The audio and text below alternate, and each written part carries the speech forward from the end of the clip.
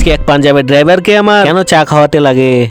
যেমনটা বন্ধুরা আজকে বাস স্ট্যান্ডে টোটো রোটেশনে লাগানোর পর কিছুক্ষণ পরেই বাস চলে আসে। যদিও বাসে আজকে অনেক লোক থাকে কিন্তু টোটোতে বসার লোক খুব কম ছিল, তাই অনেক প্যাসেঞ্জার হেঁটে চলে যায়। কিন্তু অনেকজনকে জিজ্ঞাসা করার পর প্যাসেঞ্জার পাই আমি সারদাপল্লী। যদিও প্রথম ভাড়াটা আমার বনির ভাড়া ছিল। ফাইনালি প্যাসেঞ্জারদেরকে নিয়ে আমাদের বীরপাড়া পুরানা বাস স্ট্যান্ড হয়ে রেলগেট পার করে ফেলি। ফাইনালি কিছুক্ষণ পর প্যাসেঞ্জারদেরকে নিয়ে পৌঁছাই যাই সারদাপল্লী। আর সকাল সকাল আমার বনিটাও হয়ে যায়। বনি করার পর মার্কেট থেকে একজন প্যাসেঞ্জার পাই আমি দলমোড়ে। একজন প্যাসেঞ্জার নিয়ে দলমোড় গেলে পোষায় না, তাই ওই প্যাসেঞ্জারকে রিজার্ভ করে নেই। কিন্তু রেলগেট বন্ধ থাকার কারণে রেলগেটে কিছুক্ষণ সময় লাগে। ফাইনালি প্যাসেঞ্জারকে নিয়ে লালপুল পার করে পৌঁছাই যায় সিঙ্গানিয়া চা বাগান। আর কিছুক্ষণ পরে সিঙ্গানিয়া চা বাগান পার করে পৌঁছাই যায় ডক্টর কুটি। আর আমাকে এখন যেতে হবে ডক্টর কুটির পার করে দলমোড় এক নাম্বারই প্যাসেঞ্জারকে নামিয়ে দিতে হবে। ফাইনালি পৌঁছাই যায় প্যাসেঞ্জারের বাড়ির সামনে। প্যাসেঞ্জারকে বাড়ির সামনে নামাই দেওয়ার পর দলমোড় থেকে আসার সময় ডক্টর কুটিরের সামনে থেকে আমার টোটোতে একটা ড্রাইভার উঠে, কিন্তু এই ড্রাইভারের পকেটে 1 টাকাও ছিল না, যার জন্য সে হেঁটে হেঁটে বীরপাড়া যাচ্ছিল। তাই ড্রাইভার আমাকে বলে আমি সকাল থেকে 1 কাপ চাও খাই নাই। এই কথাটা শুনে তো আমার খুব কষ্ট লাগে, তাই ওই ড্রাইভারকে আমি সবার প্রথমে বীরপাড়ায় নিয়ে এসে